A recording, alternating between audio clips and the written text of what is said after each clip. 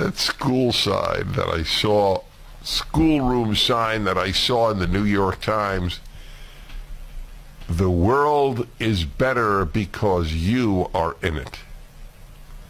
I don't know what grade it was. I assume something like 5th grade. What a stupid message. Hi, this is Alonzo Bodden with another Rebel HQ TYT video, and today we're talking about Dennis Prager. And Dennis Prager is upset because some elementary school had a sign that said to kids, "The world is better because you're in it." Think about that.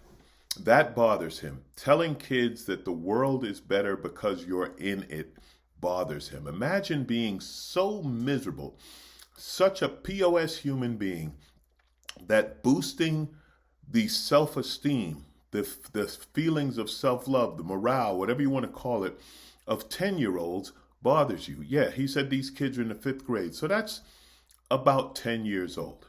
And at 10 years old, if somebody tells you that the world is better because you're in it, believe that, right? There's so many reasons that is true. There are so many ways that a child at that age could be hurt. You could be, honestly, not exaggerating, you could be preventing a suicide, letting a kid know that their life is important, that the world's better because they're in it. Yet somehow this bothers Prager. Plus, it's not true. What has any 5th grader done to have made the world better because he or she is in it? Dennis Prager's upset over this sign telling kids that the world is better because they're in it, because his father never said that to him. Well, Dennis, maybe your dad was psychic. Maybe your dad knew that once you grew up, the world wouldn't be a better place because you're in it. The world could do without you, Dennis. But imagine, well, forget about Dennis. Just remember when you were a 10-year-old. Think about when you're 10 or 11 years old and you're trying to figure it all out. Right now, you're suddenly exposed to kids different sizes, literally, physically. Some kids grow fast, so they're big. Other kids might be small. You're starting into puberty. You're getting into, does he like me? Does she like me? Do I like him? Do I like her? Who do I like? All of that stuff is starting. And let's be honest, there's cool kids and there's uncool kids. There are kids who have talents in sports or music or something like that, and you might not be one of them. Who knows what's going on in your head? But think about it, and I can think about this personally. I would have loved to have someone remind me that the world is better because I'm in it, that I mattered, that I was good enough. Things like that are a great message at that age because you're in your head, and you learn later that everyone felt that way, but at that time you don't know it. How great what a conversation this sign may have sparked in a classroom, or how much would it matter for a teacher to say that to some kid who felt like the weird kid? Yeah, Dennis, no. Other kids, 10 years old, yeah, the world's better because they're in it. It's the opposite of the way many of us were raised. If my father had said to me, you know, Dennis, the world is better because you are in it, I would have believed that even though he was never drunk, that he was actually drunk. Yeah, I didn't grow up with participation trophies, and I've surely made fun of those in a comedy routine or two. But you know what? That generation, my generation, I don't know if I'm in Dennis Prager's generation. I hope not, because I don't want to be associated with that garbage in any way. But we didn't have things to boost our self-esteem. Some parents did, but most didn't.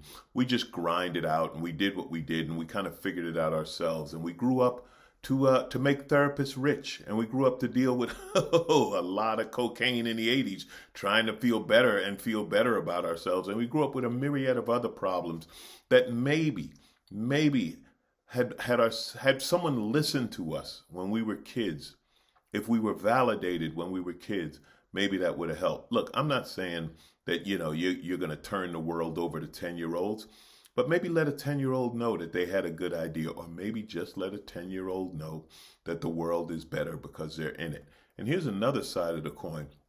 Maybe that kid saved his parents. Maybe his parents were feeling worthless and looked in their kid's eyes and said, wow, I created that and I love him and my life is worth something. You know what that means, Dennis? That means the world is better because that kid is in it. Here's another thing, Dennis. If more people grew up knowing that the world was better because they were in it, they wouldn't have to listen to you. They wouldn't have such low self-esteem that they listen to you teaching them to hate and blame whatever other you're mad at this week, whether it be blacks or Latinos or gays or whoever you're mad at. These are kids.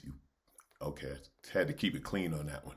These are 10 and 11-year-old kids. And what's better than them believing that the world is better because they're in it and that they can do anything? Teach them to dream at that age. Don't teach them limits. Teach them there are no limits.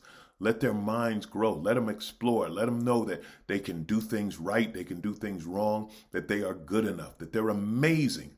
Teach them that they're amazing at 10 years old and watch what amazing things they do by the time they're 12 years old. You ever think of that, Dennis? No.